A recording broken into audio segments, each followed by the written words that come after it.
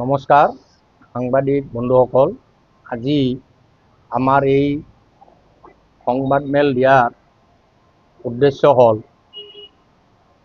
মাননীয় মুখ্যমন্ত্ৰী মহোদয় কিছুদিন আগত ঘোষণা কৰিছিলে যে প্ৰত্যেক বিধানসভা সমষ্টিত একোটাকৈ চক্ৰ বিষয়াৰ কাৰ্যালয় দিব।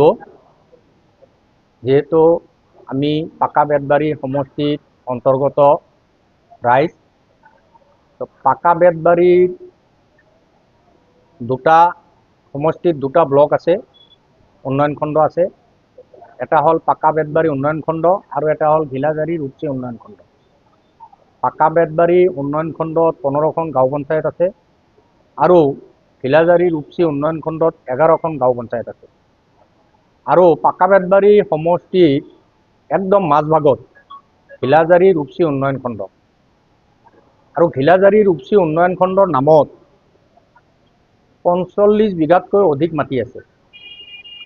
আৰু সেই মাটিখিনি বৰ্তমান পৰিত্যক্ত অৱস্থাত আছে।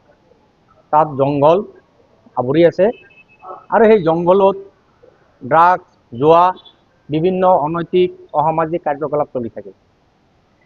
যদি চক্ৰ বিষয়াৰ কাৰ্যালয়টো পাকা বেতবাৰী সমষ্টিত মাজভাগত অৰ্থাৎ ঘিলাজাৰী ৰূপসী উন্নয়ন খণ্ডৰ পিছফালে সেই 45 বিঘা মাটিত স্থাপন হয়, তেতিয়াহ'লে আমাৰ বৃহত্তৰ এলেকা ৰাইজৰ মাজভাগত হ'ব। আৰু যিহেতু 27 নং ৰাষ্ট্ৰীয় ঘাইপথৰ ওচৰত, গতিকে সকলো ৰাইজৰ সুবিধা হ'ব।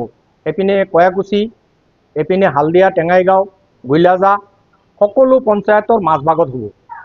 আৰু যদি অন্য ঠাইলৈ গুচি যায় তেতিয়াহ'লে হয়তো কিছু সংখ্যক ৰাইজৰ অসুবিধা হ'ব। সেই উদ্দেশ্য লৈ আজি আমি ইয়াত বহিছোঁ ৰাইজৰ ফালৰ পৰা। আৰু আমি মাননীয় মুখ্যমন্ত্ৰী মহোদয় অহাকালি পাৰিলে আমি এখন মেমৰেণ্ডাম দিয়াৰ কাৰণে আমি যোজা কৰিছোঁ।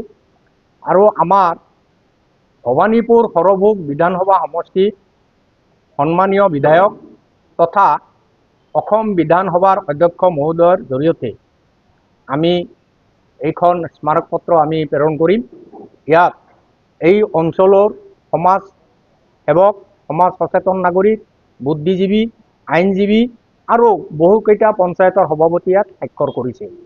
গতিকে অন্য একো উদ্দেশ্য নাই, আমি বৃহৎ এলেকাৰ ৰাইজৰ উন্নয়নৰ স্বাৰ্থৰ খাতিৰত আৰু যাতায়াতৰ সুবিধাৰ স্বাৰ্থৰ খাতিৰত আমি ঘিলাজাৰী ৰূপসী উন্নয়ন খণ্ডৰ পিছফালে 45 বিঘা মাটি পৰিত্যক্ত হৈ আছে, আৰু সেইখিনি ঠাইতে আমি